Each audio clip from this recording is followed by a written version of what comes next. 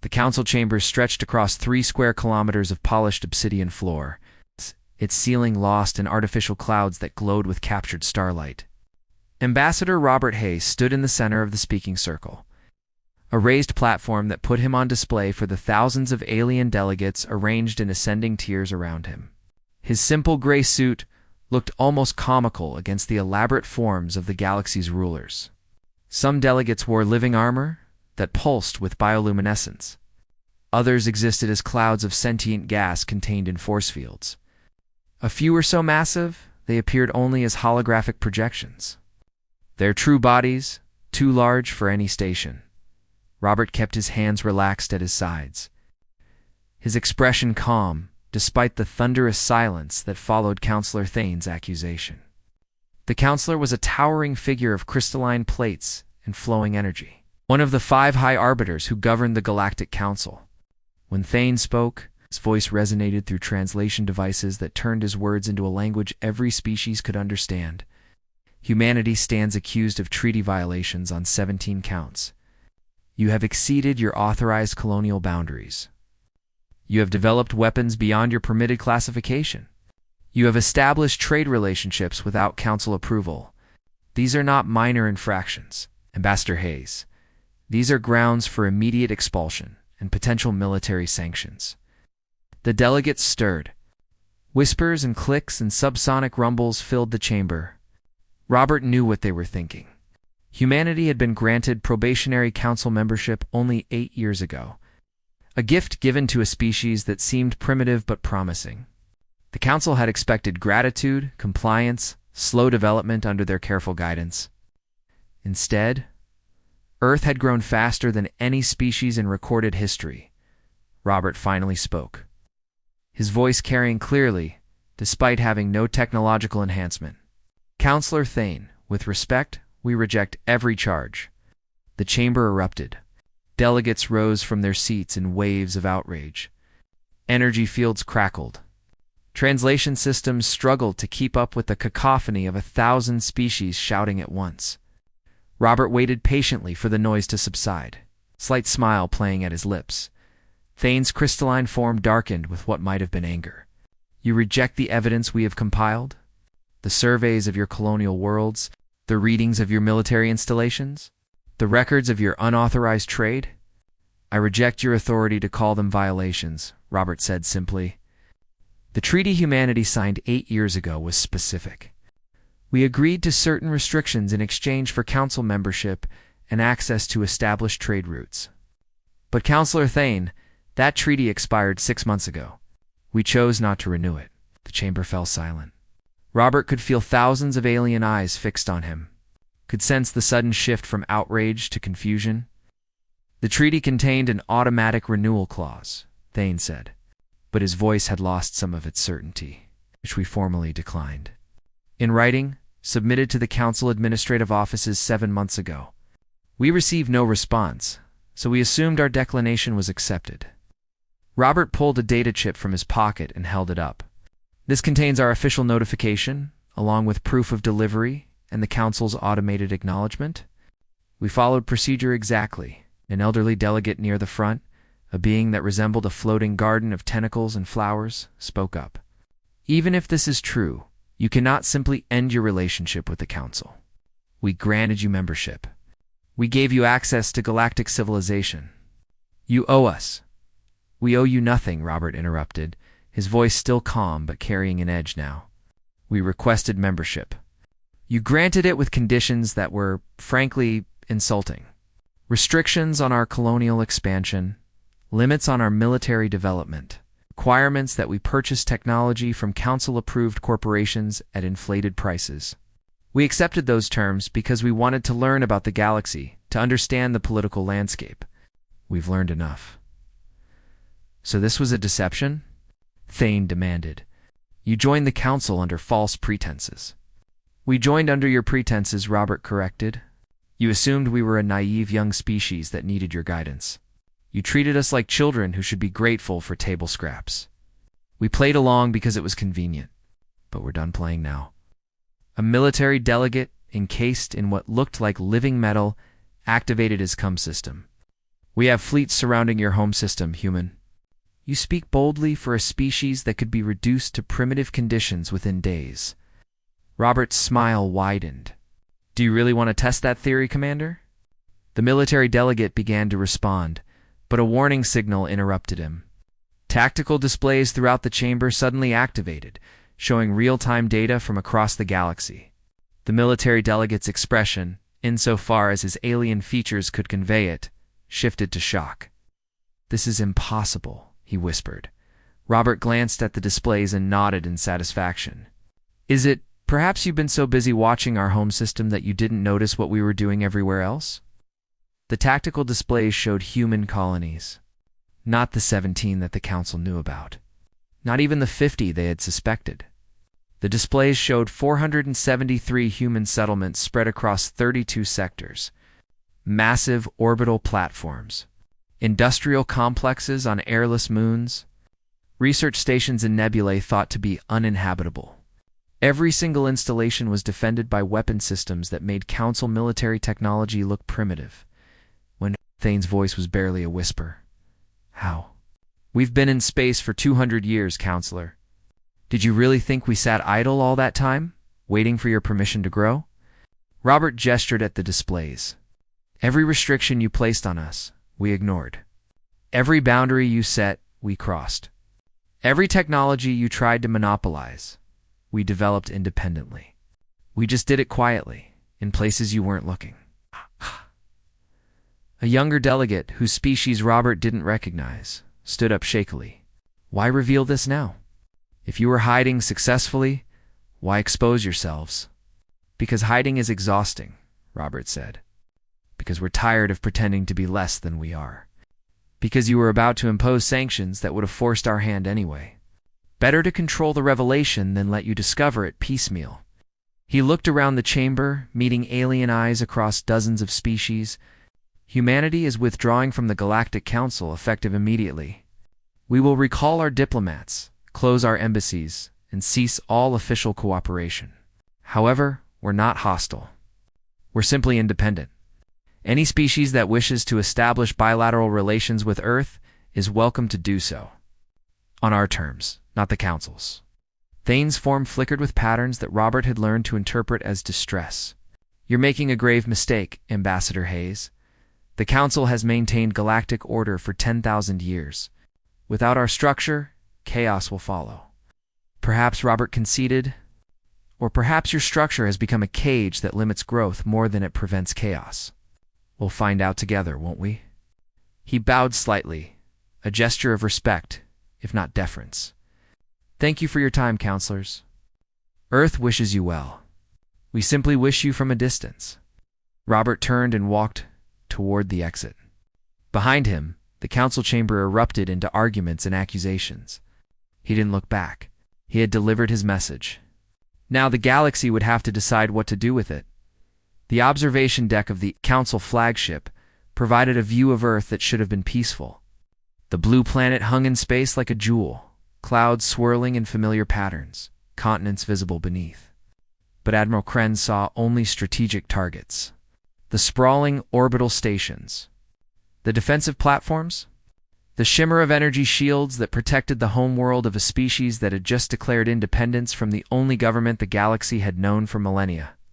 Status report, Kren demanded, his 6 eyes processing tactical data faster than most species could think. His second officer, a methodical being of interlocking carapace plates, consulted multiple displays at once. All human diplomatic installations across council space have been evacuated. Their personnel withdrew within 48 hours of Ambassador Hayes' declaration. Embassy buildings have been sealed and handed over to local authorities with all systems wiped clean. Military assets? Unknown. We tracked 17 human warships leaving council space, but our sensors detected anomalies. Each ship registered power signatures inconsistent with their size. We believe they employ stealth technology we cannot detect.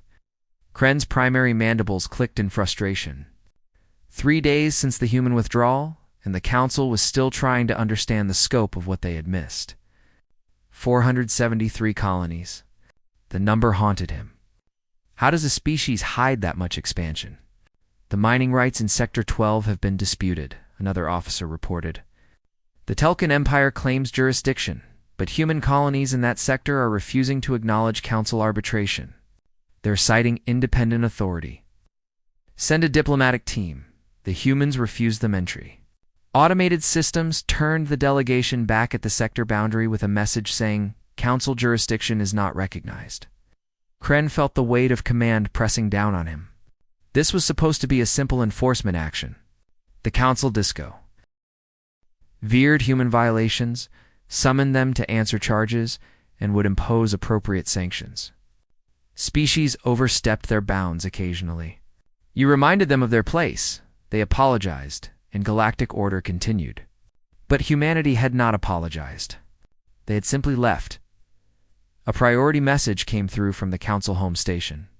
Kren opened it, expecting orders. Instead, he found a data packet that made his blood run cold. Economic projections. Trade analysis. Supply chain dependencies. No, he whispered. Scanning the numbers with growing horror, humanity had been part of the galactic economy for only 8 years. But in that time, they had become more integrated than anyone realized. Human-manufactured medical supplies were used on 300 worlds. Human food synthesis technology had been adopted by 17 species. Human entertainment broadcasts were the most popular content in 4 major sectors. Human-designed environmental processors were cleaning the atmospheres of terraforming projects across the galaxy. The analysis concluded with a simple projection. Removing humanity from the galactic economy would cause disruptions affecting approximately 30% of all inhabited systems. Not immediately, not catastrophically, but significantly enough that some worlds would face shortages, some industries would face collapse, and some species would face serious questions about why they had allowed themselves to become so dependent. Kren forwarded the report to the Council with a recommendation they would not want to hear. Negotiate. Find a way to bring humanity back before the economic damage became irreversible. On Earth, Dr. Patricia Wells stood in the command center buried beneath the Rocky Mountains. Watching real-time feeds from across human space, she was a slight woman, with sharp eyes and hair pulled back in a practical bun. But her mind was one of the finest humanity had produced. She had coordinated the secret colonial expansion for 20 years, managing logistics that spanned light years while keeping everything hidden from Council observers. "They're panicking," said General Frank Cross, studying the same feeds. He was built like his name suggested, solid and unmovable. A military commander who had spent decades preparing for a war he hoped would never come. 3 Council fleets have moved to blockade positions around our key colonies. They won't attack, Patricia said confidently. Not yet. They're still trying to understand what they're dealing with. And when they do understand, then they'll have a choice. Accept our independence or try to force us back into compliance. Patricia pulled up a 3-dimensional map of human space. Red markers indicated Council fleet positions. Blue markers showed human assets. There was a lot more blue than red, and much of it was in positions the Council clearly didn't know about. If they choose force, they'll lose. Badly. We've been preparing for this possibility since before we joined the Council. Nate approached with a data tablet. Ambassador Lyra is requesting a private communication channel. She says it's urgent. Patricia exchanged glances with Frank. Lyra was a Council diplomat from a species called the Inari, beings of elegant form and careful thought. She had been one of the few aliens who treated humans as equals rather than probationary members. "Open a secure channel," Patricia ordered. Lyra's holographic image appeared, her crystalline features showing distress. "Dr. Wells, I'm contacting you without official authorization. What I'm about to tell you could end my career, but I believe you need to know. The Council is considering military action against your colonies." "We assumed that was possible," Patricia replied calmly. "You don't understand. Not just blockades or sanctions. There are members of the military council pushing for actual strikes. They want to make an example of humanity, to show other species what happens when you defy council authority." Lyra's form shimmered with anxiety. "They're afraid. You've shown that council restrictions can be ignored if you're clever enough. If humanity gets away with this, other species might follow your example. Frank leaned into the frame. Do they understand what would happen if they attack us? Some do. Admiral Kren is advising caution. But there are voices calling for swift action before you can consolidate your position further. They believe you're still vulnerable. Patricia smiled without humor. They're wrong. I know. I've seen the reports about your colonies. 473 is only what the Council has confirmed. I suspect the true number is higher. Lyra paused. How many, Dr. Wells? How much did you hide from us? Enough, Patricia said simply. Enough that any military action against us would be catastrophic for whoever tried it. But we don't want war, Ambassador Lyra.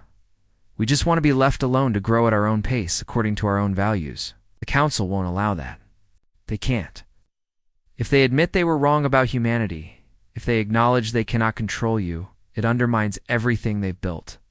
Then they'll have to rebuild, Frank said flatly. Because we're not going back.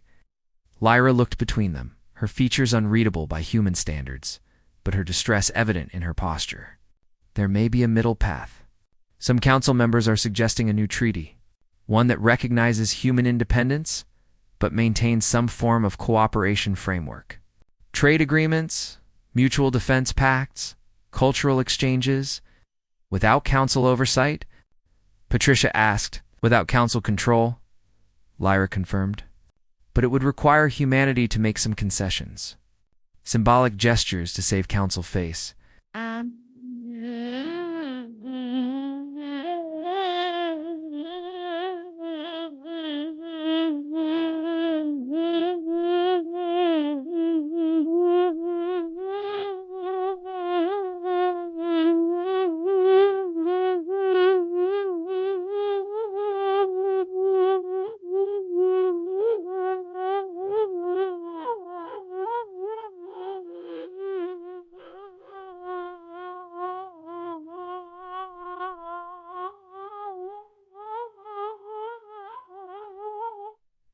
Why I don't harm eyes. Why it may why I want what we want to why. It was tempting. A peaceful resolution would spare lives and resources. But it would also mean compromising the very independence they had declared. We'll consider any good faith proposal, she said finally. But make sure the council understands this is not a negotiation about whether we're independent. That's already decided. This is only about how we coexist moving forward. Lyra nodded slowly. I'll convey your message. But Dr. Wells moved carefully. There are powerful forces within the Council who would rather see humanity destroyed than see Council authority questioned. Please don't give them an excuse. The communication ended. Patricia stared at the empty space where Lyra's hologram had been. Do we trust her? Frank asked. We trust that she believes what she's saying. Whether it matters depends on who wins the internal council debates. Patricia turned back to the display showing their colonial network. Increased defensive readiness across all installations. If they're going to hit us, I want to make sure they regret it. The freighter Destiny's Run drifted through the merchant lanes of Sector 19. Its cargo holds full of rare minerals bound for the manufacturing worlds of the core systems. Captain Torres had been running these routes for 30 years, long enough to know when something felt wrong. The complete absence of council patrol ships felt very wrong. Scan again, she ordered her sensor operator. There should be at least 3 patrol vessels in this sector. Nothing on sensors, Captain. We're alone out here. Torres drummed her fingers on her command console. She was Valorian, a species of traders and explorers who had built their entire culture around interstellar commerce. The Council Patrol presence was as reliable as stellar drift, a constant that merchants planned their routes around. Its absence meant something had changed. Message coming in, her communications officer announced. It's from the Sector 19 Patrol Commander. He's recalling all Council vessels to defensive positions around key systems. Why? He doesn't say, but scuttlebutt on the merchant channels says it's related to the human situation.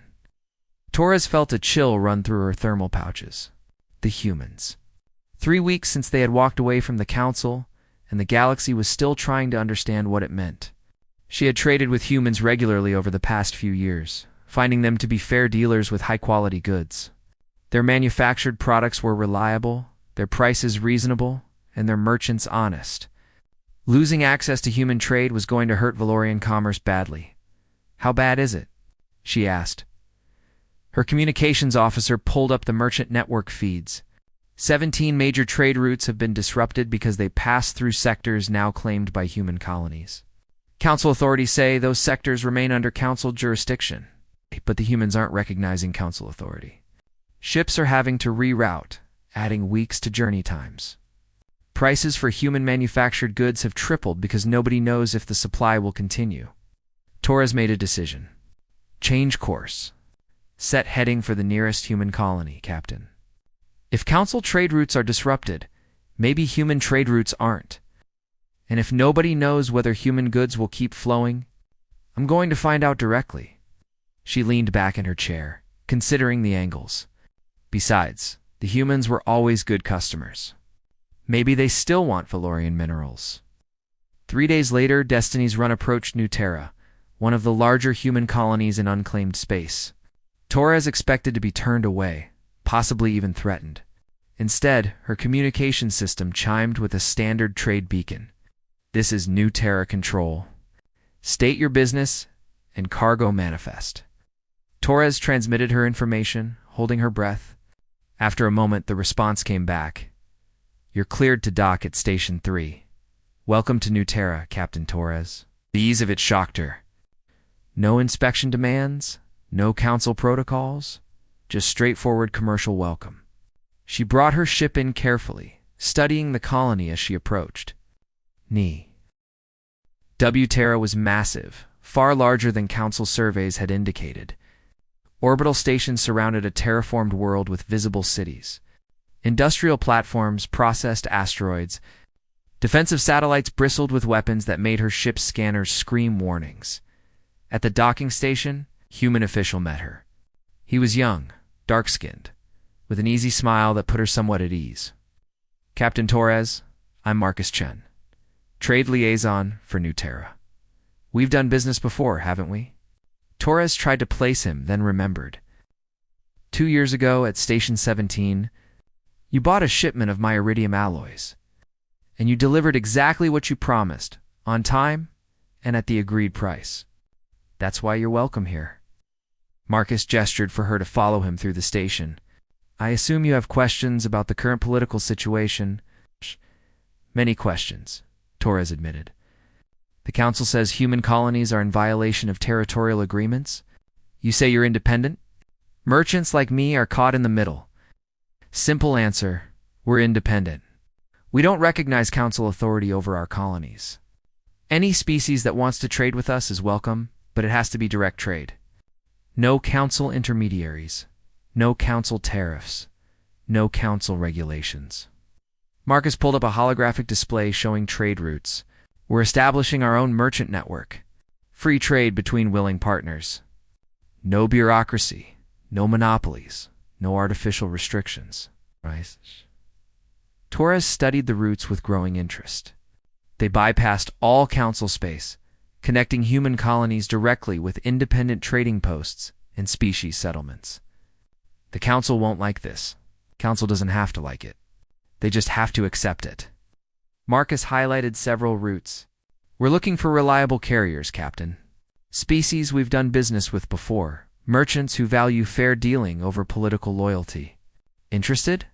Torres thought about her dwindling profit margins, about the increasing Council regulations that ate into merchant earnings, about the way Council-approved corporations had been squeezing independent traders for years. "What are the terms?" "Better than Council rates? Lower tariffs, fewer inspections, faster processing. We care about cargo and reliability, not paperwork." Marcus smiled. "Plus, we're offering long-term contracts. Guaranteed routes, guaranteed prices, guaranteed cargo. Security in an uncertain time." It was tempting. Very tempting. But Torres had lived through political upheavals before. And if the Council declares human trade illegal, if they sanction merchants who deal with you, Then you'll have to choose whether council approval or profitable business matters more to you, Marcus said bluntly. We won't force anyone, but we also won't let council regulations dictate who we trade with. Torres made her decision. Show me the contracts. By the time she left New Terra, Destiny's Run carried a cargo of human-manufactured goods worth triple what she usually hauled. Along with contracts for 6 more runs, she also carried something more valuable: information. She had seen the scale of human operations, the quality of their facilities, the confidence of their people. This was not a species that would be easily intimidated back into council compliance. She wasn't the only merchant who reached that conclusion. Within weeks, hundreds of independent traders were establishing direct relationships with human colonies. The council tried to stop it with threats and sanctions, but merchants were practical beings.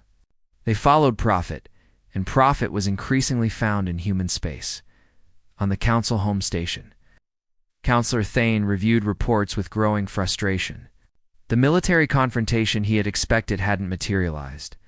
Instead, humanity was simply ignoring the council and building their own network. Worse, other species were joining them. The merchant guilds are requesting we lift restrictions on human trade, his aide reported. They're saying our regulations are costing them billions in lost revenue. Denied. We cannot appear weak, Counselor. 17 minor species have formally requested bilateral trade negotiations with Earth. They're bypassing council oversight entirely. Thane's crystalline form darkened. This is exactly what I warned about. Humanity's defiance is inspiring others. If we don't act decisively, act how? His aide interrupted, then immediately looked shocked at his own boldness. Forgive me, Counselor, but the Military Council reports that any action against human colonies would be extremely costly. Their defensive capabilities are far beyond what we anticipated, and economic sanctions only hurt our own merchants while human trade flourishes. Thane stared at the galactic map, watching the blue markers of human influence spread like a virus. No, not a virus. Like a new network forming, connecting points the Council had ignored or undervalued. Humanity wasn't conquering. They were simply offering an alternative, and species were choosing it. How did we miss this? Thane asked quietly. How did they hide so much for so long? His aide had no answer. Neither did anyone else. The truth was becoming painfully clear. The Council had been so confident in their authority that they never imagined a species might simply opt out. The structures that maintained galactic order for 10,000 years were based on the assumption that everyone needed the Council more than the Council needed them. Humanity had just proven that assumption wrong, and other species were starting to notice. The emergency session of the Galactic Council was supposed to be private, limited to the 5 high arbiters and senior military commanders. But word had leaked, and now dozens of delegates crowded the observation galleries, all wanting to witness what might be the most important decision in Council history. Councillor Thane stood at the center of the chamber, his crystalline form casting fractured light across the assembled officials. We cannot allow this situation to continue. Humanity's defiance undermines 10,000 years of galactic governance. If we do not act, we risk complete dissolution of Council authority. Admiral Kren shifted uncomfortably in his command cradle. With respect, Counselor, military action against humanity would be catastrophic. Our latest intelligence shows they have defensive capabilities far exceeding initial estimates. An attack would cost millions of lives and likely fail to achieve its objectives. Then what do you suggest? That we simply accept their independence? Allow them to fragment our carefully maintained order. Thane's voice carried genuine anguish. Every day, more species establish direct relations with human colonies. Our trade networks are deteriorating. Our economic regulations are being bypassed. Our authority is becoming irrelevant. An older arbiter, whose species resembled floating neural tissue suspended in a containment field, spoke with a voice like distant thunder. Perhaps that is not entirely humanity's fault. We have become complacent, focused on maintaining power rather than serving the species we govern. The humans saw that clearly. You defend them? Dane demanded. I observe them. and I see a species that wanted partnership, not subjugation. We treated them as children who needed our guidance. They responded by proving they needed nothing from us. The Elder Arbiter pulsed with what might have been sadness. We had a chance to embrace humanity as equals, to learn from their rapid development, to integrate their innovations into our civilization. Instead, we tried to control them. Now we face the consequences. A military commander from the war-focused Drax Empire slammed multiple appendages on his console. Enough philosophy. We need action. Deploy the full fleet. Show humanity what happens when you defy council authority. Make them an example that no other species will dare follow. And when they defend themselves, Admiral Kren asked quietly, when our fleets are destroyed and our credibility is shattered completely, what then, Commander? The chamber fell silent. Everyone knew Kren was right. The intelligence reports were clear. Humanity had been preparing for this possibility for decades. Their colonies were fortified. Their weapons were advanced. Their defensive networks were sophisticated. An all-out war would be devastating for both sides, but the Council would definitely not win quickly or easily. There must be another way, the Elder Arbiter insisted, a path that doesn't require violence or capitulation. They rejected Council authority, Thane said flatly. What middle ground exists? On Earth, Robert Hayes sat in a comfortable office overlooking Geneva, watching the same council session through hacked communication channels. Beside him, Patricia Wells reviewed data streams while General Frank Cross studied tactical displays. They're arguing in circles, Patricia observed. The military wants war. The Economic Council wants negotiations. The traditionalists want us punished as an example. Nobody can agree on what to do about us. Good, Robert said. Confusion works in our favor. The longer they debate, the more species establish independent relationships with us. The harder it becomes for the Council to take decisive action. Frank wasn't as optimistic. The Dracs are pushing hard for military response. If they convince enough of the Council, we could face a full-scale invasion. Let them come, Patricia said with more confidence than she felt. Our defenses are ready. We've run the simulations 1,000 times. We can hold against anything they throw at us. At what cost? Frank asked. Millions dead on both sides? Colonies devastated? Even if we win militarily, we lose the moral high ground. We become the aggressive upstarts who started an interstellar war. Robert stood and walked to the window, looking out at the city below. Earth had changed dramatically since they joined the Council 8 years ago. The restrictions and regulations had forced humanity to innovate, to find creative solutions. To develop technologies the Council never imagined a species their age could achieve. In trying to control humanity, the Council had actually accelerated their development. We won't start a war, Robert said finally. But we won't back down either. The Council needs to understand that our independence is not negotiable, however. He turned back to his colleagues. We can offer them something else. A framework for coexistence that doesn't require Council authority over us. They'll never accept it, Frank predicted. Some won't, but others will. The key is dividing the Council, showing the reasonable voices that there's an alternative to war or submission. Robert pulled up a document he had been drafting. A treaty of mutual recognition. The Council acknowledges human independence. We acknowledge Council authority over its member species. Both sides agree to non-interference in the other's sphere. Trade and cultural exchange continue, but on bilateral terms rather than through Council bureaucracy. Patricia read through the proposal, her expression thoughtful. It's essentially formalizing the status quo we've created. We go our way, they go theirs, and species can choose which system they prefer. It removes the zero-sum nature of the conflict. The Council doesn't have to admit they were wrong. They just have to admit that not every species needs to be under their umbrella. And if they refuse, Robert's expression hardened. Then we continue as we have been. Building our network, expanding our influence, offering species an alternative to Council control. Eventually, the Council becomes irrelevant. But that's their choice, not ours. A communication alert interrupted them. Ambassador Lyra's image appeared, looking exhausted and stressed. Robert, I've been authorized to open preliminary negotiations. The Council is willing to discuss a new framework for human-council relations. What changed? Robert asked. Economic reality. 73 species have now established direct trade relations with humanity. Our shipping networks are in chaos.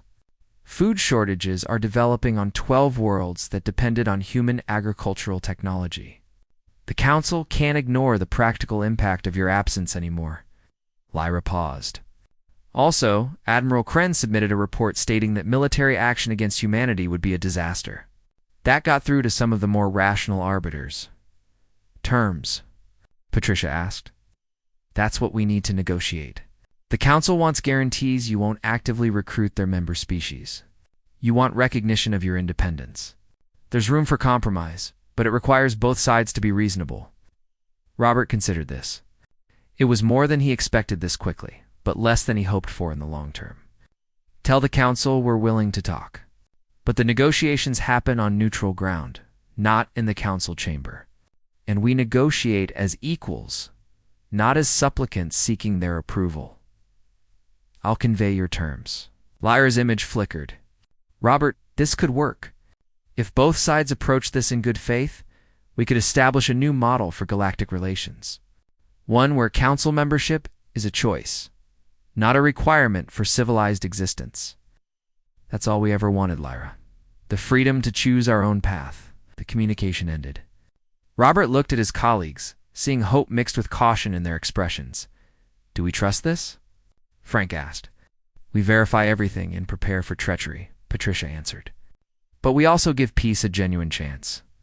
We didn't leave the Council to start a war. We left to be free. Robert nodded. Agreed. We negotiate in good faith, but from a position of strength. We've proven we don't need the Council. Now we see if they can accept that reality. Outside the window, Earth continued its rotation, oblivious to the cosmic politics deciding its future. But in orbit, in hidden facilities, in colonies across 32 sectors, humanity prepared. For peace, hopefully. For war, if necessary, but never again for submission. They had walked away from the Council peacefully. The question now was whether the galaxy could learn to walk beside them as equals. 6. Months after humanity's Declaration of Independence, Ambassador Lyra stood in a conference facility on Station Harmony, a neutral trade post maintained by merchant guilds independent of Council authority. The station orbited a lifeless moon in unclaimed space, making it perfect for sensitive negotiations. Across the table sat Robert Hayes, Patricia Wells, and General Frank Cross. The humans looked relaxed but alert, like predators comfortable in their territory. Lyra had assembled a Council delegation carefully, choosing representatives from species she knew favored diplomacy over confrontation. Let's begin, Lyra said. We've been negotiating for 3 months. Both sides have made proposals. Both sides have made concessions. I believe we're close to an agreement. Robert pulled up a holographic display showing the draft treaty. The Treaty of Harmony, as we're calling it. Core provisions: the Council recognizes human sovereignty over all currently established colonies. Humanity recognizes Council authority over its member species. Both agree to non-interference in the other's internal affairs. Trade and cultural exchange continue on bilateral terms negotiated, directly between Earth and individual. Species or the Council as a whole. Council. Delegate whose species resembled crystalline flowers asked the key question. And what about species that want to leave the Council to join humanity's network? The treaty doesn't prevent that, Patricia answered, but it doesn't encourage it either. We're not actively recruiting Council members. We're simply offering an alternative for species that feel the Council no longer serves their interests. If that happens, it's the Council's failure, not our aggression. That's a distinction without a difference, objected a military representative. You're creating a competing power structure. We're creating freedom of choice, Robert interrupted. For 10,000 years, The Council has operated on the assumption that there's one right way to organize galactic civilization. We're proving there are alternatives. If that threatens the Council, perhaps the Council needs to examine why species are choosing to leave. Lyra intervened before the argument could escalate. The treaty includes provisions for dispute resolution, mutual defense against external threats, and joint scientific initiatives. Both sides benefit. Both sides maintain their independence. This is compromise, not capitulation. An older delegate, representing one of the Council's founding species, spoke for the first time. His voice was weary with age and experience. I was on the Council when we first encountered humanity. I remember thinking they were charming in their naivety, endearing in their eagerness to join galactic civilization. I voted to admit them with restrictions because I genuinely believed we were helping a young species avoid dangerous mistakes. He paused, his alien features unreadable, but his tone reflective. I was wrong. We were all wrong. We saw humans as children because they developed faster than we could understand. We imposed restrictions because their speed frightened us. We tried to control them because we couldn't comprehend how they achieved so much so quickly. He looked directly at Robert. You taught us a painful lesson about the difference between wisdom and arrogance. The Council confused the two for a very long time. Robert's expression softened. We don't blame you for being cautious. You've maintained galactic peace for millennia. That's an achievement worth protecting. We just wanted the freedom to contribute to that peace in our own way, not according to your prescribed path. And now? The old delegate asked. If we sign this treaty, what happens next? Humanity continues growing, Patricia said. We establish more colonies, develop new technologies, trade with whoever wants to trade with us. We become a permanent part of the galactic landscape, but on our own terms. And the Council? The Council adapts, Robert replied. You focus on serving your member species better. You compete with us by offering value, not by demanding compliance. Some species will stay with you. Some will leave. New species will join one side or the other based on what works for them. It's natural evolution, not catastrophe. Frank leaned forward. Here's the reality. We've already won our independence. This treaty doesn't change that. What it does is prevent ongoing conflict that helps no one. You get stability and predictability. We get recognition and legitimacy. Everyone wins. The negotiations continued for hours, working through technical details, defining boundaries, establishing protocols. But the fundamental agreement was already reached. The Council would accept human independence. Humanity would accept the Council's continued existence. The galaxy would have room for both, as the final signatures were being prepared. Using cryptographic verification that crossed species and ensured no party could later claim deception, Counselor Thane appeared via hologram. His crystalline form looked dimmer than Lyra remembered, as if the past months had physically drained him. Ambassador Hayes, Thane said formally, I opposed this treaty. I argued for stronger action against humanity. I believed your independence would destroy everything the Council has built. And now, Robert asked, now I see that the Council I was trying to protect was already dying. Not because of you, but because we stopped serving species and started serving ourselves. Our power became an end rather than a means. Thane's form rippled with paw. Turns that translated to resignation. Perhaps humanity's departure is exactly what we needed. A wake-up call. A reminder that authority must be earned, not assumed. Will you support the treaty? I will not oppose it, which in Council politics amounts to grudging support. But know this, Ambassador.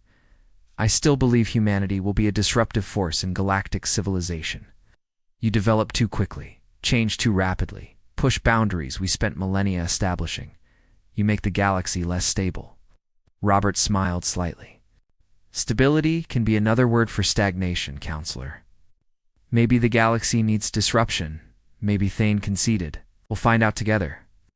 The treaty was signed with appropriate ceremony. Humans and aliens together, creating a new framework for coexistence. News of the Treaty of Harmony spread across the galaxy within hours.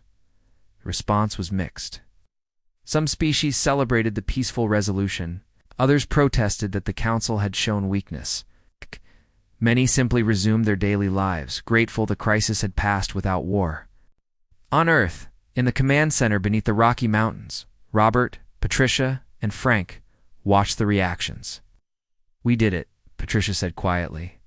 "We walked away from the council, established our independence, and didn't start a galactic war." "Don't celebrate too early," Frank warned.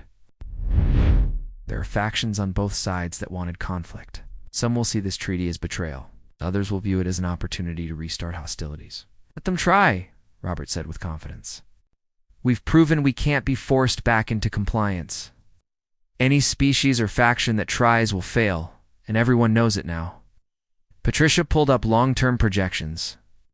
"The real question is what comes next. We have independence, but independence is just the beginning. What do we do with it? We build," Robert answered. "We explore. We innovate.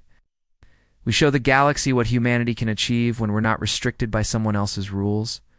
We become living proof that there are multiple paths to civilization, not just the Council's way. And if we fail, if our rapid development leads to exactly the disasters the Council warned about, then we fail on our own terms, learning our own lessons. That's what freedom means, Patricia. The right to succeed and the right to fail without someone else making those choices for us." Frank stood and walked to the display showing human colonies spread across the galaxy. Blue markers glowing in the darkness of space, each representing a world where humans lived, worked, dreamed, and built their future. "You know what I think? I think we were never really part of the Council. We were just passing through, learning what we needed to learn before moving on. This was always going to happen." Maybe Robert agreed, but it happened peacefully. That matters. Years later, historians would study the Treaty of Harmony as a turning point in galactic civilization. The moment when the Council's universal authority ended and a new era of competitive coexistence began. Some species thrived under the Council's structure. Others joined humanity's looser network of independent colonies and direct relationships.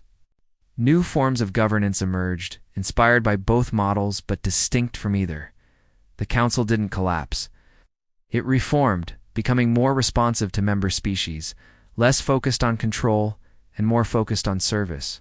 Councillor Thane, eventually, stepped down, replaced by younger leaders who understood that authority earned was stronger than authority imposed. Humanity continued growing at a pace that amazed and sometimes frightened other species, established hundreds more colonies, developed technologies that seemed to violate known physics, and pushed into regions of space other species avoided. They made mistakes, suffered setbacks, faced crises that tested their resolve, but they faced those challenges freely. It's an independent civilization charting their own course through the cosmos. In the end, that was what mattered. It's not the specific outcomes, but the freedom to choose their path. The Council had let humanity walk away peacefully, not because they wanted to, but because they finally understood they had no choice. And in that walking away, humanity taught the galaxy a lesson about the nature of power. True strength isn't the ability to dominate others. It's the ability to stand alone, to choose your own destiny, to face the consequences of your choices without flinching. The Council regretted losing humanity, not because of what they took with them, but because of what they revealed. The galaxy was larger than any single authority, that civilization could take many forms, and that forcing compliance was a sign of weakness, not strength. Humanity proved that by simply walking away. No war, no wrath. Only the galaxies.